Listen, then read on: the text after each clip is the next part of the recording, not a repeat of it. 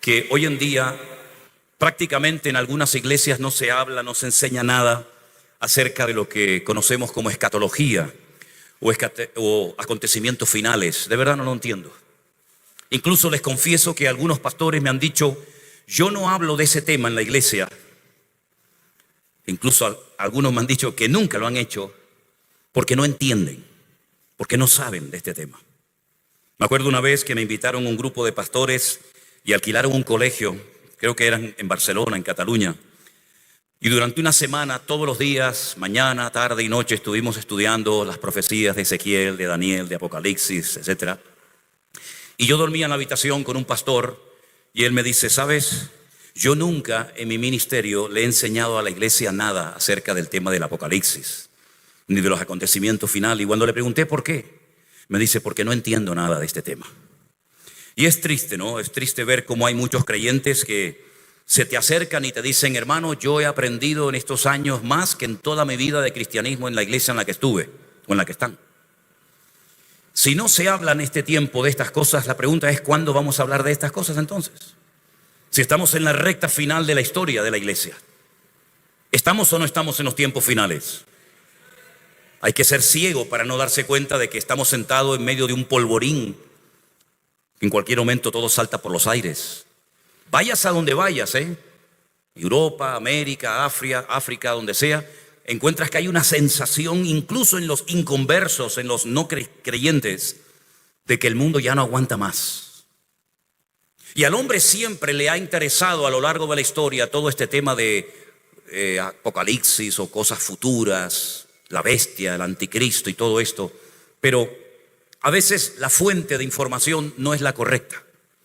Si tú quieres saber los acontecimientos finales, si quieres acercarte a la fuente verdadera y no tener en tu mente una confusión y un caos, vete a la Biblia. Métete en las páginas de la palabra de Dios, porque en ella vas a encontrar la verdad, y la verdad por orden, que esa es otra. Porque hay gente que sabe cosas pero sueltas y no las sabe encajar en el tiempo. Y es muy importante que sepamos qué es primero, qué es segundo, qué tiene que suceder primero, qué tiene que acontecer después, para que podamos tener toda la información y de esa manera prepararnos y saber qué hacer y saber qué no hacer en estos tiempos difíciles y peligrosos en los cuales nos ha tocado vivir. Vamos a empezar en esta mañana leyendo algunos versículos del libro de Daniel, que es como si fuera el Apocalipsis del Antiguo Testamento. Mientras van buscando en su Biblia, en Daniel capítulo 9, permítame decirles que Daniel no se encuentra en su tierra, en su país, cuando recibe estas tremendas revelaciones acerca de los últimos tiempos. Él está en Babilonia, cautivo. La Biblia dice que iban a estar cautivos 70 años en Babilonia. La pregunta es: ¿por qué 70 y no 50 o 100 o 80? ¿Por qué justamente las tribus del sur? Cuando hablo de las tribus del sur, me refiero a Benjamín y a Judá. Ya las del norte habían sido arrasadas, ¿verdad? ¿Por qué tenían que estar estas tribus lejos de la tierra de Israel durante 70 años? Bueno, durante la peregrinación por el desierto, ya lo he dicho en otras ocasiones, solamente refrescamos un poco la mente. Ellos, desde que salieron de Egipto hasta que llegaron a la tierra prometida con Josué, recibieron 613 mandamientos. Mandamientos que iban a regir la vida social, política y espiritual del pueblo de Israel. Allí había leyes para todo el mundo, para los reyes futuros, para los casados, las solteras, los soldados, para los agricultores, para los ganaderos, absolutamente para todo el mundo. Había 613 órdenes o mandamientos de parte del Señor. Nosotros podemos recurrir y leer y saber cuáles eran esos 613 mandamientos si usted lee los primeros 5 libros de la Biblia, lo que conocemos como el Pentateuco o el Humash en hebreo, que viene del número Hamesh, que significa 5. Una de las leyes que recibieron se conoce como la ley de la Shemitah. La Shemitah era una ley que consistía en que los agricultores tenían que dejar reposar la tierra cada 7 años. Así como el pueblo de Israel había recibido, y mucho antes del pueblo de Israel, el Señor había consagrado y apartado el 7º día, el Shabbat, para el reposo de las personas y de los animales, el Señor ahora lo que está ordenando es que su tierra, porque es su tierra, tenía que reposar también cada 7 años. No se podía sembrar absolutamente nada. Los campos quedaban baldíos y no se podía sembrar nada. Y era un acto de fe y de obediencia. Porque la pregunta es, si no sembraban, no iban a cosechar. Pero si eran capaces de fiarse y de obedecer al Señor, la cosecha del año anterior sería tan abundante, tan espléndida, que podrían vivir un par de años tranquilamente. Pero nunca cumplieron esa ley, créanme, jamás la pusieron en práctica, no se fiaron. Ellos dependían de la tierra y de sus animales, y entonces decían, si no sembramos, nos vamos a morir de hambre. Y en vez de depender y confiar en el Señor y alimentar su fe, lo que alimentaron fue su incredulidad y su desobediencia. Y nunca durante 490 años que estuvieron viviendo en Canaán, pusieron en práctica la Shemitah, o el reposo de la tierra. Es decir, que si durante 490 años la tierra no reposó, la tierra no descansó, quiere decir que le debían 70 años de obediencia al Señor. Si usted multiplica 70 por 7, ¿cuánto es? 490. Entonces, si no lo hicieron a las buenas, lo van a hacer a las malas. Así que los saca de la tierra de Israel durante 70 años, ya lo dijo el profeta Jeremías, los llevaron cautivos a Babilonia, la ciudad quedó totalmente destruida, el templo, las murallas, absolutamente todo, y a los 70 años podrían volver otra vez a reconstruir su vida, el templo, las murallas, la ciudad, etcétera, etcétera. Y ahí es donde Daniel recibe estas revelaciones, estas visiones tremendas en Babilonia. Él está allí cautivo, nunca volvió a su país, él murió en el exilio. Pero estando en el exilio, el Señor le da a través de sueños, a través de visiones, tremendas revelaciones del pasado y del futuro. Y permítame decirles como dato curioso, que la Biblia es el libro que más profecías contiene de cualquier otro libro escrito a lo largo de la historia. 3/4 partes del material de la Biblia es material profético. Por ejemplo, en el Corán no hay ni una sola profecía. En la Biblia, 3/4 partes del material que contiene la escritura es material profético. Muchas de esas profecías se han cumplido, otras todavía no. Y otras se han cumplido en parte. Me explico. Porque se conocen como profecías de doble cumplimiento. Profecías que tuvieron una parte histórica que ya se ha cumplido y todavía una parte futura que falta por cumplirse. Y en el capítulo 9 del profeta Daniel, él recibe si me permiten, un paquete profético, un periodo de tiempo muy interesante, donde el Señor dice algunas cosas que iban a ocurrir en ese periodo de tiempo. Ahora, antes de leer el texto, déjenme decirles que el calendario bíblico no es el nuestro. El calendario nuestro lo mandó a hacer un papa llamado Gregorio, y se conoce como el calendario gregoriano o cristiano, y tiene errores. Tiene graves errores. Por ejemplo, en el calendario gregoriano el 0 no se incluyó. El 0 lo inventaron los árabes cuando estuvieron en España. Ellos eran expertos en matemáticas, en tantas ciencias, ¿verdad? El calendario bíblico no es el calendario gregoriano, que es un calendario basado en el sol. El tiempo que tarda el planeta Tierra en girar alrededor del sol, porque el sol está quieto. La que se mueve es la Tierra en 2 movimientos, traslación y rotación, sobre su propio eje, y tarda 365 días aproximadamente en dar toda la vuelta, y eso es un año. Sin embargo, el calendario bíblico no está basado en el ciclo alrededor del sol, sino es un ciclo, es un calendario lunar, y tiene 5 días menos que nuestro calendario. Tiene 360 días.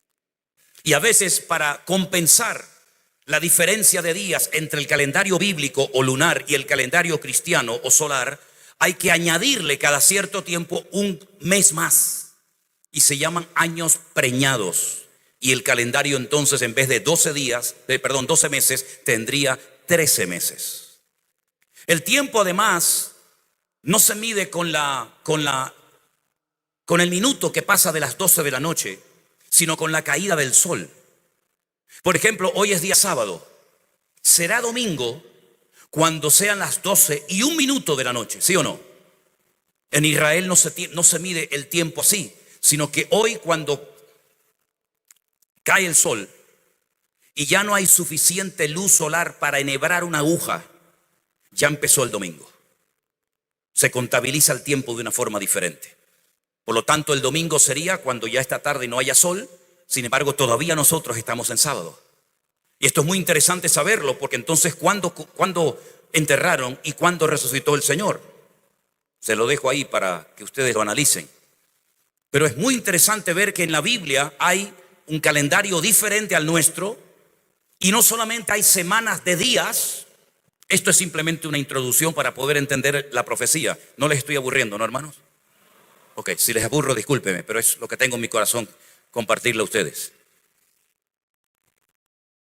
Nosotros decimos 7 días a una semana, o una semana le llamamos o decimos que tiene 7 días. Pero en la Biblia hay semanas de años. De tal manera que cuando han pasado 7 años, se puede decir que ha pasado una semana. Y hay semanas de días y hay semanas de años. Y el paquete profético, la información que le va a dar el Señor a Daniel, no se lo está dando en semanas de días, sino en semanas de años. Tenga presente esto, porque después voy a demostrar lo que estoy diciendo con un texto de Levítico 25:8. Pero ahora preste atención a Daniel 9. Aún estaba hablando y orando, dice el profeta Daniel, y confesando el pecado del pueblo y mi pecado, derramando mi ruego delante del Señor mi Dios por el monte de mi Dios. Verso 21. Aún estaba hablando en oración cuando el varón Gabriel, a quien había visto en la visión al principio, volando con presteza, vino a mí como a la hora del sacrificio de la tarde. El sacrificio de la tarde era a las 3 de la tarde.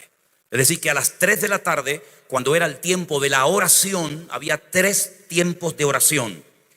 Shacherit a la mañana, la minjá por la tarde a las 3 y la arbit por la noche.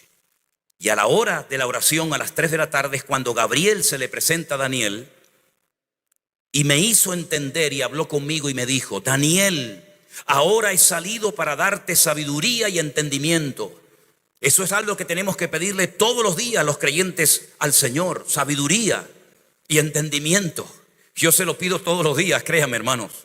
Todos los días le digo: Señor, necesito mucha sabiduría para poder explicar tu palabra y para tantas cosas. Al principio de tus ruegos fue dada la orden y yo he venido para enseñártela.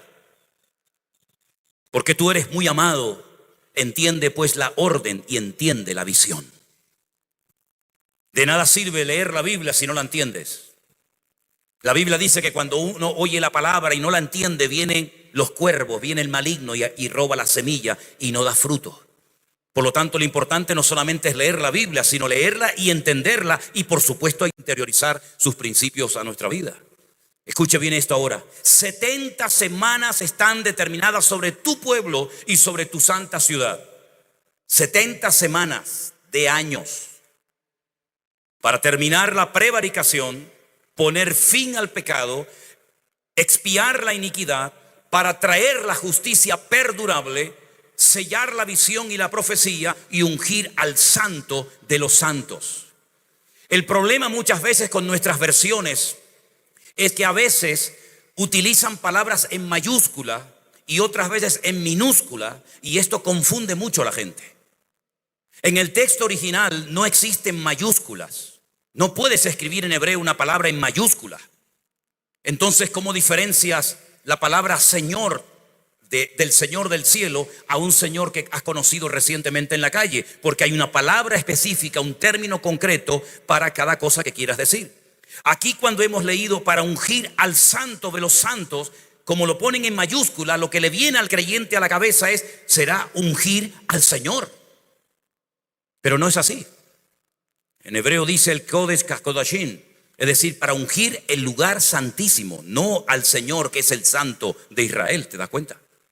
Sabe pues y entiende, escuchen, que desde la salida de la orden para restaurar y edificar Jerusalén hasta el Mesías príncipe, el artículo él no aparece en el texto original, pero se tiene que poner en castellano para poder entender el concepto. Hasta el Mesías príncipe habrá 7 semanas y 62 semanas y se volverá a edificar la plaza y el muro en tiempos angustiosos. Después de las 62 semanas se le quitará la vida al Mesías, al ungido, mas no por sí. Y el pueblo de un príncipe que ha de venir destruirá la ciudad y el santuario, y su fin será con inundación, y hasta el fin de la guerra durarán las devastaciones. Por otra semana confirmará el pacto con muchos, y a la mitad de la semana hará cesar el sacrificio y la ofrenda. Después, con la muchedumbre de las abominaciones, vendrá el desolador, hasta que venga la consumación y lo que está determinado se derrame sobre el desolador. No le voy a pedir que digan amén, porque estoy seguro que más de uno no ha entendido nada.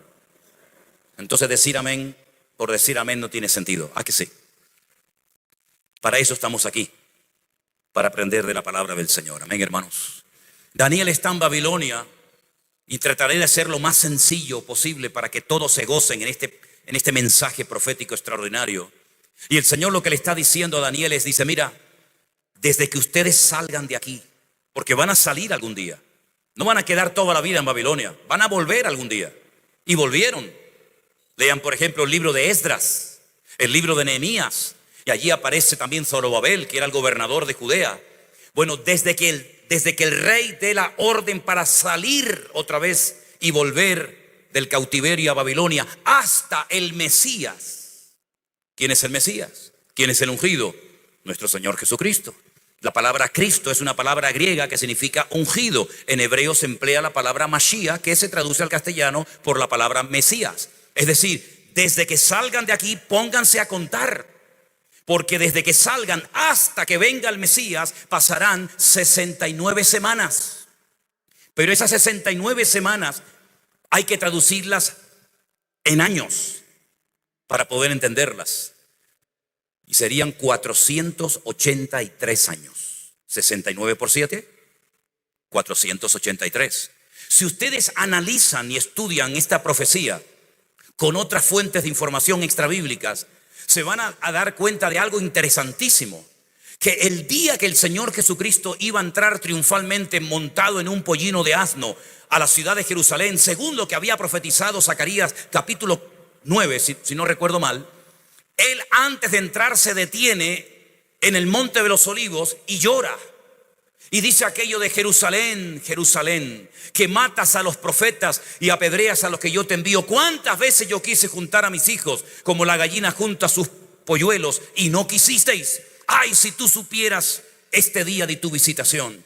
Él sabía que iba a entrar triunfalmente en Jerusalén. Él sabía que la ciudad iba a decir algo que solamente se le decía al sumo sacerdote cuando venía de Belén, después de haber ido a buscar los 2 corderos para el día de la Pascua.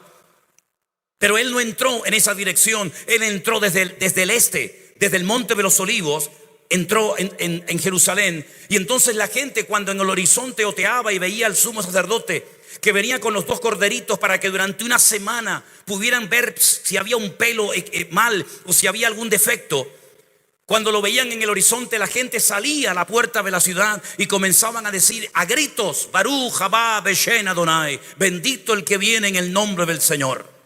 Pero ese día la gente no fue a recibir al sumo sacerdote, sino la gente fue a la otra puerta, a la puerta del este, a decirle exactamente lo mismo que se le decía al sumo sacerdote. Y por eso los levitas, los sacerdotes, los escribas, los fariseos se enojaron con los discípulos y le decían: ¿qué está diciendo la gente? Esta bienvenida no es para él, sino es para el sumo sacerdote. Díganles que se callen. Y fue cuando el Señor Jesucristo dice: si estos se callan, las piedras hablarían. Ahí ese día era el día del año 483 que había recibido la revelación Daniel cuando estuvo en Babilonia. Luego Daniel sabía exactamente la fecha en la que vendría el Mesías en su primera venida. Por eso los magos de Oriente, que vinieron probablemente de la zona de Babilonia, vinieron cargados de oro, de incienso, de mirra, de especies aromáticas, de una fortuna tremenda. ¿De dónde habían sacado esa información esa gente? Seguramente la influencia de Daniel en Babilonia fue tremenda. Y además ellos eran observadores de las estrellas, de las constelaciones. No estoy hablando de astrología, estoy hablando de astronomía, que es otra cosa completamente diferente. Y ellos, cuando llegan a Belén, que es Betlehem, la casa del pan, tienen delante al rey, un rey puesto por los romanos. un rey que nunca podía haber sido rey de Israel, pero era el rey de turno. Le hacen una pregunta tremendamente interesante: ¿dónde está el rey de los judíos? Porque su estrella hemos visto en el oriente y venimos a adorarle. Ellos tenían delante al rey Herodes, pero no preguntan por ese rey, sino por el rey de los judíos, porque su estrella hemos visto en el oriente. No tengo tiempo para explicarles, y es una lástima que no tuviéramos una pantalla grande para explicarles toda la alineación de planetas, todo lo que ocurrió en el universo, que les reveló y les mostró a estos observadores de los cielos, de las estrellas y de los astros, qué fue lo que les motivó a emprender un viaje de muchas semanas, probablemente de meses, guiados por aquel astro hasta la ciudad de Belén, donde había nacido el Rey de Reyes y el Señor de los señores. Como dijo el profeta Miqueas, que allí nacería el descendiente de la tribu de Judá, un descendiente del rey David. Porque ayer, cuando vimos que Saúl murió, se corre un tupido velo sobre la historia, pero nace alguien, aparece en la escena alguien que recibió una promesa maravillosa y le dijo: tu reino no tendrá fin, y de tu reino nacerá alguien que se sentará en el trono de la casa de Israel para siempre. Y ese descendiente fue nada más y nada menos que nuestro Señor Jesucristo. Hermanos queridos, esta profecía de Daniel capítulo 9 es interesantísima, porque aparecen dos preposiciones en hebreo que son muy interesantes y hay que tenerlas en cuenta cuando usted estudia la Biblia. La preposición es desde, hasta, min, ad.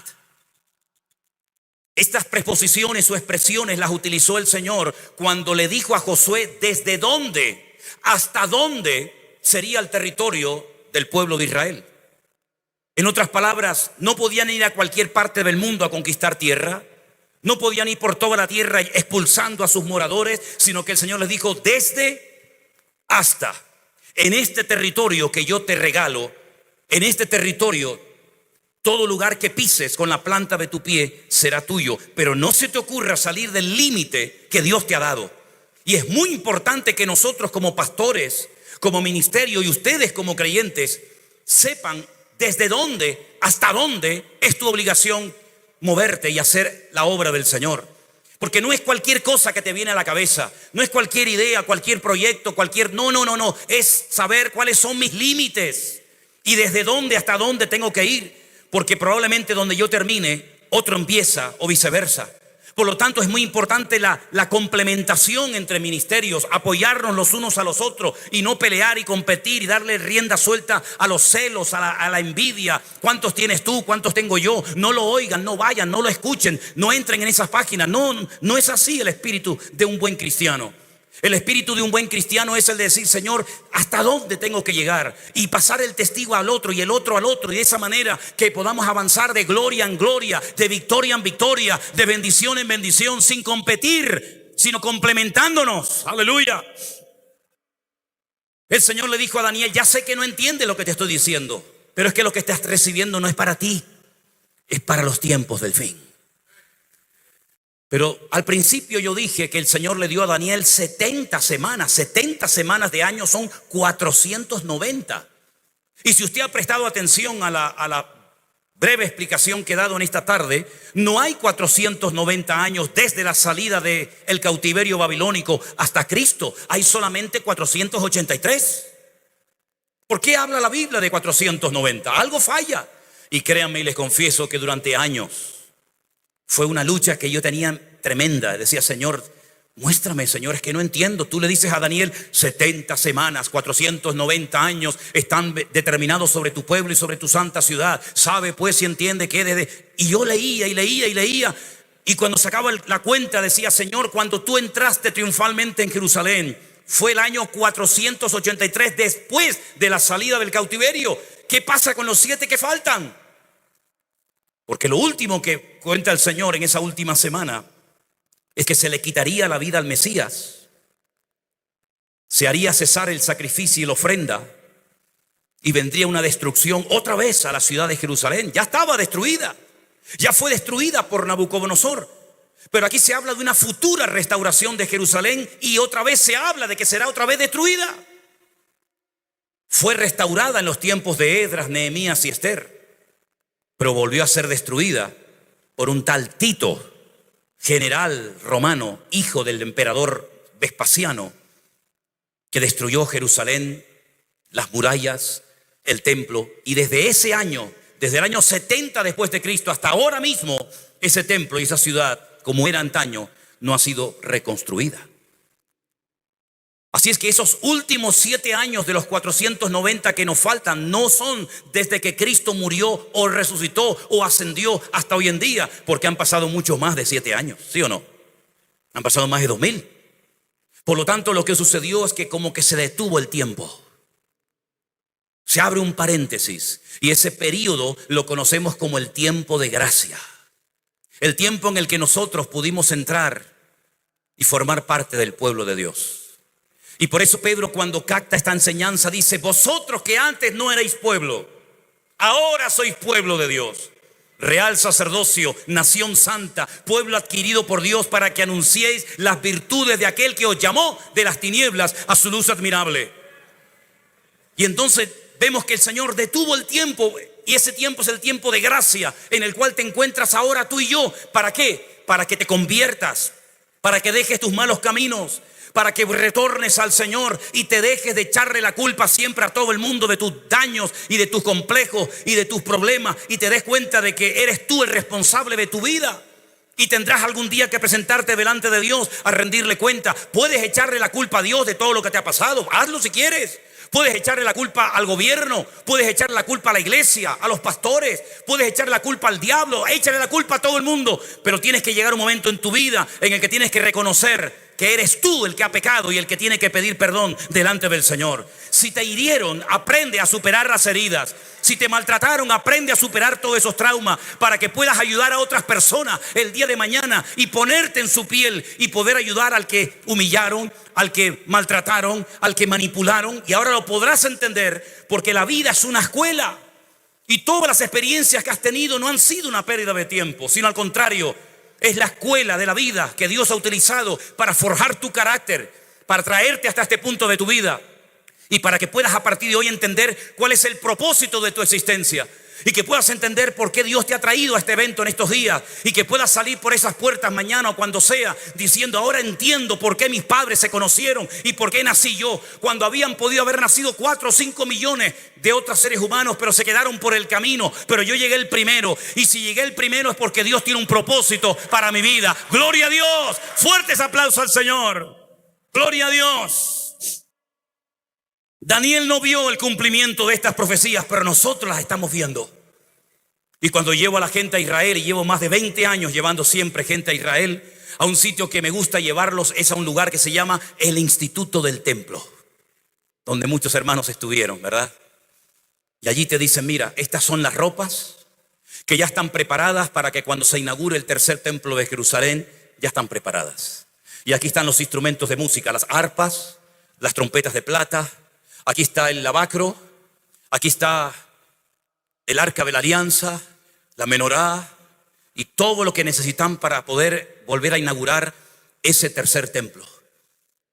Pero en ese lugar donde se tiene que levantar el tercer templo está la famosa mezquita de Al-Aqsa y el domo de la roca, una cúpula de oro que cubre una piedra que es más grande que toda esta plataforma de granito, de piedra enorme, donde Abraham subió con su hijo Isaac para inmolarlo, para sacrificarlo sobre un altar.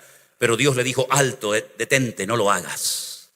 Y es en ese lugar, no puede haber otro lugar, tiene que ser justamente en ese lugar donde se tiene que reconstruir el tercer templo de Jerusalén, que por cierto, a los 3 años de su inauguración volverá a ser profanado por el anticristo. Porque el anticristo es un personaje político que resurgirá cual ave fénix de las cenizas del antiguo territorio del Imperio Romano. Recuerden ustedes que cuando Nabucodonosor tuvo una visión, él vio una estatua de 4 materiales diferentes. Él no entendía lo que significaba ese sueño. Y no solamente le pide a sus consejeros, sátrapas, astrólogos, adivinos, etcétera, que le interpreten el sueño, sino que le digan primeramente el sueño y que después le digan lo que significa ese sueño. Nadie fue capaz, lógicamente, de decirle: tú soñaste esto, esto, esto y esto, y esto significa esto, esto y aquello. Pero Daniel, que tenía una tremenda comunión con el Señor, recibió el sueño y su interpretación. Y le dijo: tuviste una estatua enorme que la cabeza era de oro. Ese es el imperio babilónico. Pero después de tu muerte, después del imperio de Babilonia, se levantará otro imperio, que será el de los medos persas. Los medos son los kurdos que hoy en día reclaman territorio y aún no tienen. Y los persas son los iraníes que hoy en día existen allí donde siempre han estado. Y ese imperio cayó y se levantaría un tercer imperio, que sería el imperio de Alejandro Magno, el imperio de los griegos. Y cuando él murió, como no tenía descendencia, su reino se divide en cuatro de sus generales, Ptolomeo, Seleuco, Casandro y Lisimaco, y dividieron su reino. Pero también cayó el imperio de los griegos y se levantó un cuarto imperio, que fue el de los romanos, que conquistó desde lo que se conocía antaño como Filistea o Palestina hasta España, a un lugar que se llama Finisterre en latín, que significa el fin de la tierra. Conquistaron toda Europa, incluida la Bretaña, todo el norte de África y parte de Oriente Medio. De ese antiguo territorio se levantará un político en los últimos tiempos con un poder militar, económico y espiritual tremendo, como nunca antes se ha sucedido en la historia. Y el eslogan de su campaña será: vengo a ofrecer al mundo paz y seguridad. Y muchos le seguirán y muchos creerán en él, y será el único que será capaz de resolver, entre comillas, por lo menos por un tiempo, el conflicto eterno entre palestinos y judíos. Y ambos estarán contentos, y unos podrán reconstruir el templo y vivirán aparentemente en armonía, hasta que a los 3 años y medio de esta última etapa de la historia de 7 años, quebranta el pacto, profana el templo, y viene lo que se conoce como la gran tribulación, las famosas 7 copas de la ira. Y esos últimos 7 años que faltan de la semana 70 o de los 483 son los 7 años que te cuenta todo lo que va a suceder el famoso libro del Apocalipsis. Revelación que recibió Juan en la isla de Patmos, siendo ya muy anciano, de casi 100 años o más. Y él te cuenta que habrán en los últimos tiempos 21 juicios, 7 sellos, 7 trompetas y 7 copas. Y te habla lo que va a pasar en América, lo que va a pasar en Europa, lo que va a pasar con la economía, lo que va a pasar con la religión. Te cuenta detalles tremendos. Y por si esto te resulta poco, también Daniel recibió revelaciones acerca del carácter, de la personalidad y de las funciones que cumpliría este personaje. Por ejemplo, una de ellas dice que del Dios de sus padres no hará caso, sino que adorará a Alá, Maozín, lo dice en arameo, al Dios de la guerra. ¿Te suena el nombre Alá? Pues aparece en la Biblia, en arameo, en el libro de Daniel. Dice que adorará a Alá. Y naciones del mundo le darán dinero, y le darán apoyo militar, y le darán todo tipo de apoyo, porque el mundo lo que está reclamando ya a gritos es alguien que por fin venga y solucione el conflicto de la tierra, la economía, las familias, las guerras, etcétera, etcétera. La gente va a llegar a un punto en el que se van a agarrar a un clavo ardiendo. Y dice además que del amor de las mujeres no hará caso. Interprétalo tú como quieras. Pero hay tantos detalles que nos da la Biblia, y estamos viendo cómo todo se está preparando y cómo las naciones se están posicionando, unas por un lado, otras por otro lado. Y ya no hay una nación que digas allí se puede vivir, hay paz, hay trabajo, hay estabilidad. Ya eso se acabó, hermanos. Lo lamento por los adolescentes y por los jóvenes que están en esta sala aquí presentes o que están siguiendo esta retransmisión, pero el mundo que ustedes van a heredar va a ser un mundo muy complicado y muy peligroso, queridos hermanos. Porque cosas que antaño ni siquiera uno pensaba que se podrían predicar, enseñar, compartir o presionar a la gente, hoy en día son normales. Y como digas algo en contra, pues te puedes meter en problemas, o incluso ser expulsado de un canal de televisión, de una radio, o perder tu puesto de trabajo. Porque la Biblia dice que una de las características de los últimos tiempos sería que a lo malo lo presentarían y lo venderían como bueno. Y lo que antes era bueno, ahora es malo. Y antes lo que era amargo, ahora es dulce, y lo dulce es amargo, y así todo el mundo al revés. Y el mundo espiritual cada vez está echando más sus tentáculos como si fuera un pulpo, controlando universidades, controlando colegios, controlando familias, controlando iglesias también, como no, controlando medios de comunicación, radio, prensa, todo, el deporte, la literatura, la pintura, el arte, absolutamente todo. Hasta el punto que oyes cosas como que, por ejemplo, querían cambiar el cuento de Caperucita y de Blancanieves porque fue un beso no consentido. O el otro día una persona que gastó 12.000 euros en España y se hizo una transformación de su cuerpo porque el sueño de su vida era ser un perro. O el otro día alguien que se casó en Alemania con una gallina. Estaba tremendamente enamorado de su gallina y te presenta a mi esposa. Y tú dices, pero nos hemos vuelto locos. Esto es una locura. Este es el mundo que nos ha tocado vivir. El mundo se ha convertido en un gran manicomio donde los locos son los que gobiernan y los cuerdos como que no encajan en ninguna parte. Y hoy en día los hijos ya tienen casi más autoridad en la casa que los padres. Cosa que antaño era prácticamente imposible soñar en esto. Tu padre antiguamente te miraba, no tenía WhatsApp, no tenía Facebook, no tenía Instagram, no tenía ninguna red social, pero tu padre te miraba y te transmitía un mensaje, querido, que había cobertura siempre, ¿eh? Siempre había cobertura. Estuvieras en una casa, en un coche, tu padre te miraba y te traspasaba un mensaje, te decía, o te estás quieto cuando llega a casa, te doy una trompada que te vas a acordar toda tu vida. Y te acordabas para siempre, ¿verdad? Y el viejo no sabía ni lo que era un celular, ni lo que era Twitter, ni lo que eran estas vainas raras. Estamos viendo cómo personas son incapaces de tener comunión y contacto con el que está a su lado porque se ha hecho un drogadicto de las redes sociales, un dependiente de las redes sociales. Miren, por ejemplo, a los niños pequeños hoy en día, ya eso que se le daba antiguamente a los niños, ¿cómo lo llamaban ustedes? El chupete.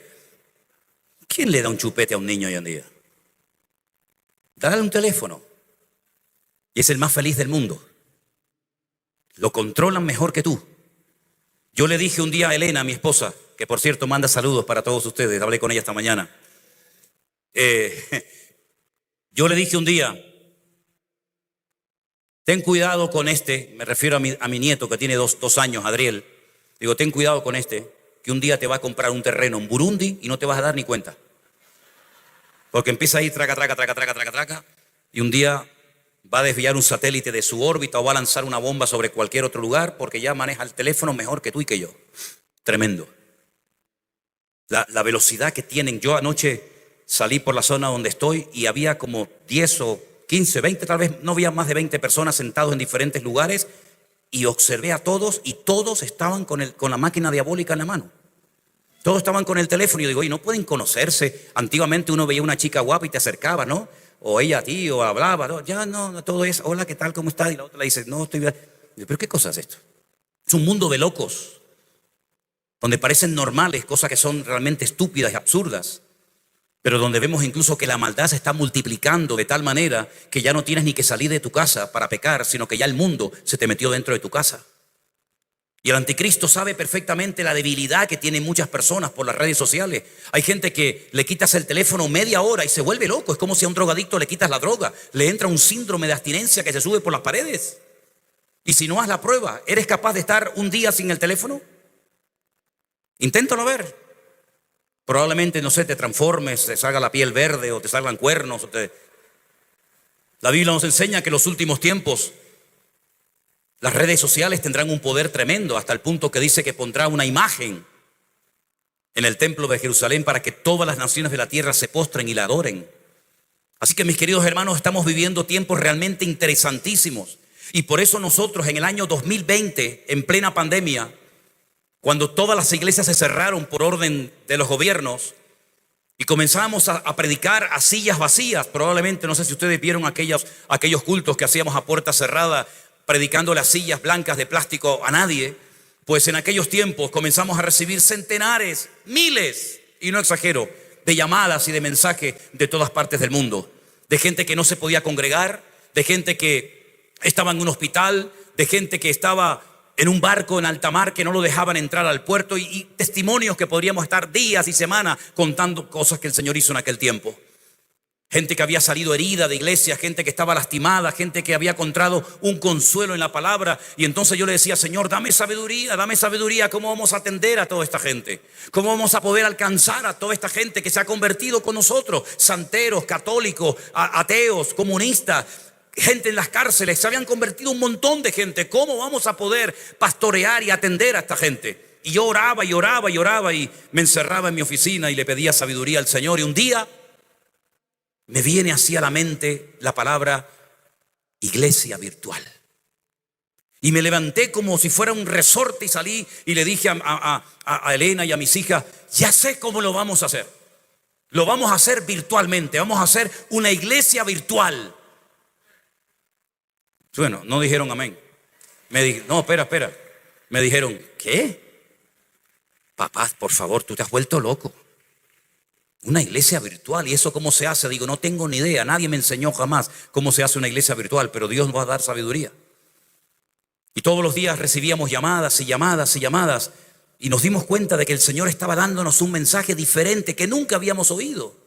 Por ejemplo, recibíamos en aquellos meses tantas ofrendas de todas partes del mundo, de gente que nunca supimos quiénes eran, que lo hicimos al revés. En vez de la gente dar a la iglesia, lo que la iglesia hacía al recibir tanto era ayudar a los hermanos de la iglesia que no tenían trabajo ni ninguna posibilidad de abrir sus negocios, y casi nos convertimos en un banco que le daba a los hermanos y pagamos luz, agua, teléfonos, alquileres, etcétera. Y el Señor nos comenzó a enseñar de que Él estaba haciendo las cosas diferentes. Y en vez de querer meter a toda la gente en la iglesia y traerlos aquí, nosotros lo que íbamos a hacer es meternos en las casas de la gente y acercar la palabra a los hogares, y no pretender que todo el mundo venga a nuestra iglesia. Y entonces así nació la iglesia virtual, como un proyecto de querer atender y pastorear y alcanzar al mayor número posible de personas. Pero ¿por dónde empezamos? ¿Cómo lo hacemos?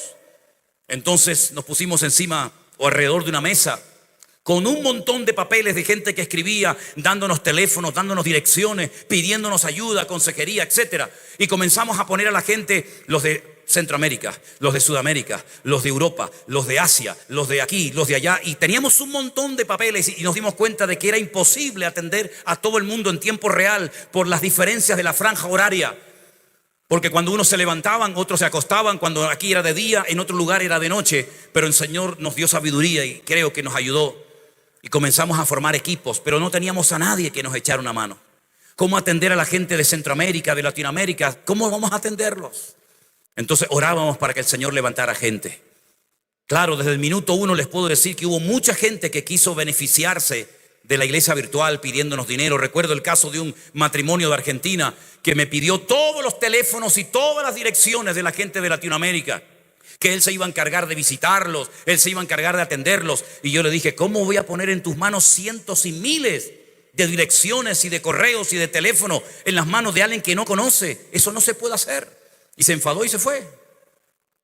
Pero el Señor comenzó a levantar gente con una visión amplia, no una visión de iglesia local, mi iglesia y no me interesa lo demás, sino con una visión amplia de querer alcanzar el mundo y de querer servir a los demás y no pretender que los demás nos sirvan a nosotros. Y así conocimos a Jessica, y conocimos a Jeremías, y conocimos a Osman, y conocimos a tantos y tantos hermanos que son los colaboradores que comenzaron a organizar reuniones de oración, reuniones de estudio bíblico, reuniones para niños, para jóvenes, para adolescentes, para matrimonios, para hombres, etcétera, etcétera. Aparte de lo que emitimos en directo desde Canarias, ¿verdad?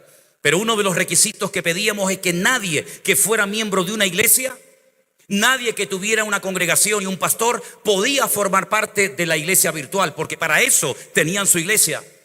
Ese es uno de los requisitos que llevamos a rajatabla, es una regla de oro en nuestro ministerio. Una persona que tiene iglesia, una persona que se congrega o incluso es pastor, no puede formar parte de otra congregación, en este caso de la iglesia virtual Centro Evangélico Vida Nueva.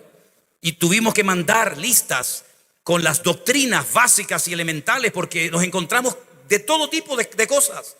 Y les tuvimos que decir a la gente, esto es lo que nosotros creemos. Analícelo, estúdielo a la luz de la palabra de Dios. Si está de acuerdo, amén, y si no, lo lamento mucho. Y después tuvimos que mandar una lista de normas y tantas cosas, y realmente esto es un auténtico milagro. Y nos dimos cuenta de que teníamos gente que venía de un trasfondo pentecostal, pero bien fanatizado, bien cerrado, y otros hermanos que venían de otro trasfondo. ¿Y cómo unir todo eso? Bueno, hay algo que permite el milagro de poder trabajar juntos, a pesar de nuestras diferencias en estilo o opiniones diferentes doctrinales. ¿Saben lo que es? El amor del Señor Jesucristo. Y con el amor de Dios hemos llegado hasta aquí, para la gloria del Señor. Aleluya. Gloria a Dios.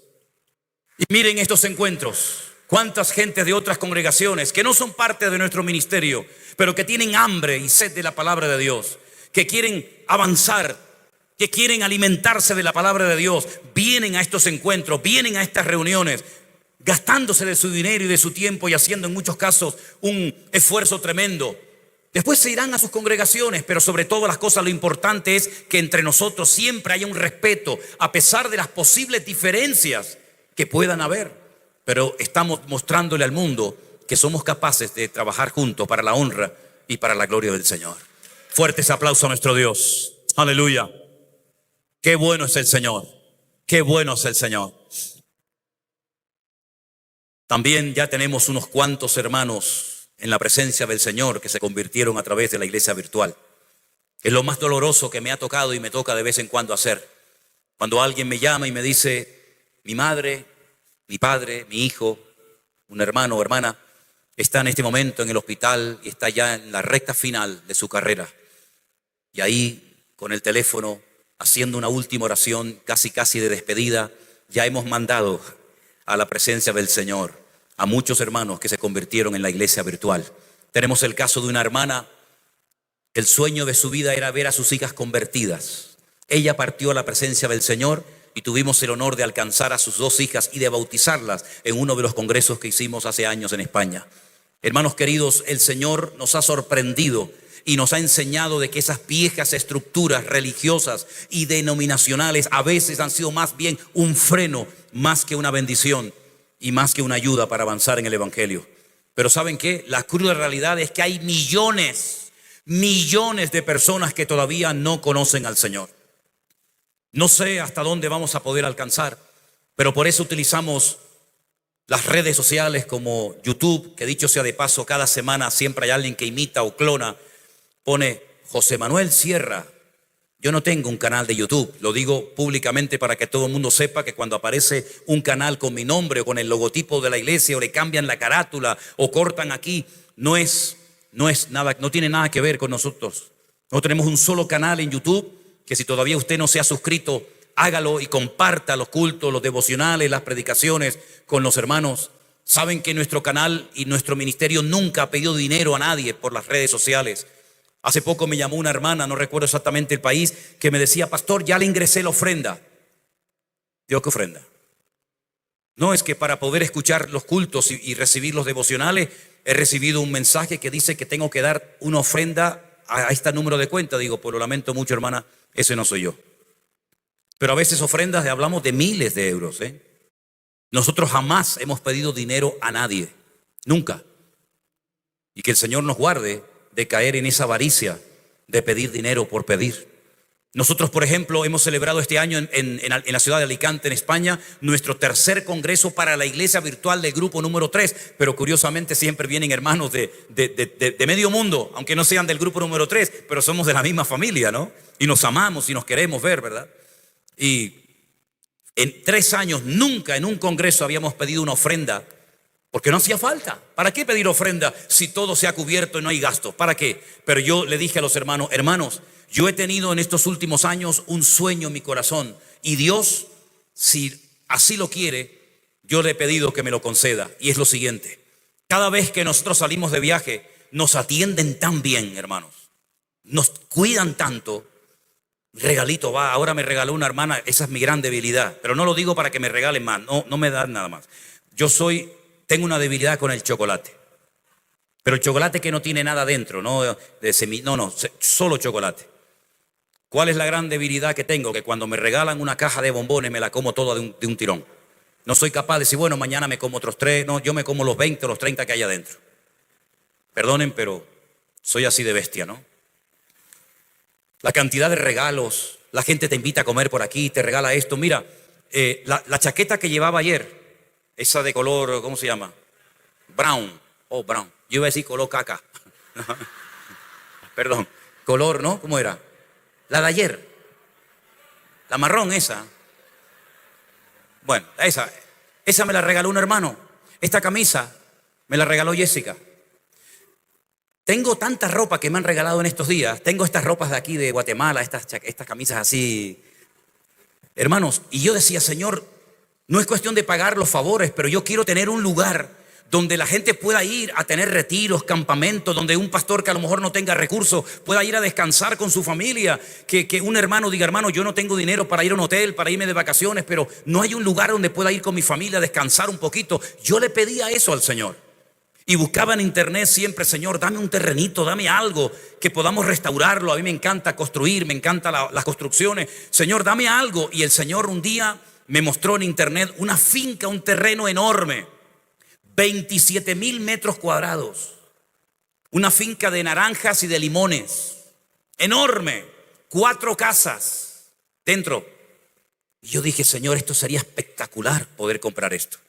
Llamamos a la dueña a través de nuestro pastor de Alicante y le dije, dile que la queremos. Y orábamos al Señor que nos rebajara el precio. Tal vez no tuve la fe para decirle que me la regalara. A lo mejor, pero me falló la fe en ese momento. Pero le dije, hágame un buen precio, hombre. Entonces, a nosotros, no a mí, al ministerio, a través de las visualizaciones y del canal de YouTube, nos entra todos los meses un dinero. Porque está monetizado el canal. Y ese dinero es para la obra y es lo que nos permite ayudar a docenas de personas y cubrir muchísimos gastos con lo que nos da, entre comillas, el mundo. Porque el mundo está para servir a la iglesia y no la iglesia para servir al mundo. Es al revés. Es al revés. Porque cuando volvieron del cautiverio, ¿de dónde sacaron la plata para construir el templo? Se las dio Ciro. ¿Y Ciro qué era? ¿Un pagano, un inconverso?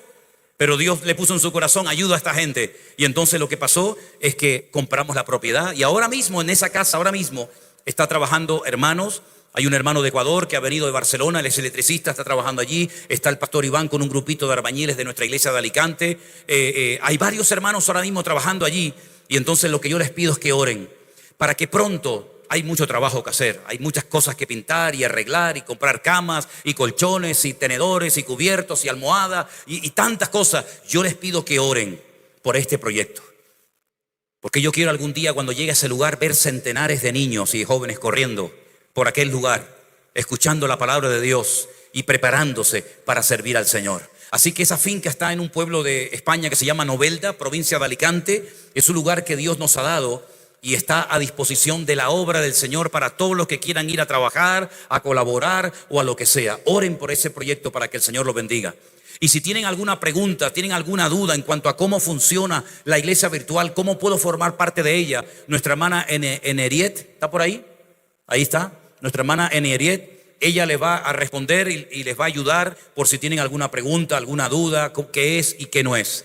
Pero como conclusión de esto en esta mañana, hermanos queridos, los tiempos se acortan, ¿eh? A mí me queda menos vida de la que ya he vivido, lógicamente. Me queda menos ministerio que el que ya he desarrollado, por sentido común. Por mucho que pueda vivir, no creo que me queden 40 años todavía de ministerio, sinceramente. Por eso lo que tengas que hacer, hermano querido, hágalo pronto. No se sienta como un mueble viejo que no sabe dónde ubicarse. Si el Señor te tiene aquí es porque tiene un plan para tu vida. Nosotros no vimos ni disfrutamos de la primera venida de Cristo. Yo no estuve allí. Yo no sé si el Señor me hubiera llamado a mí para ser uno de sus discípulos, no lo sé. Pero lo que sí sé, que a mí me ha llamado para servirle en estos últimos tiempos.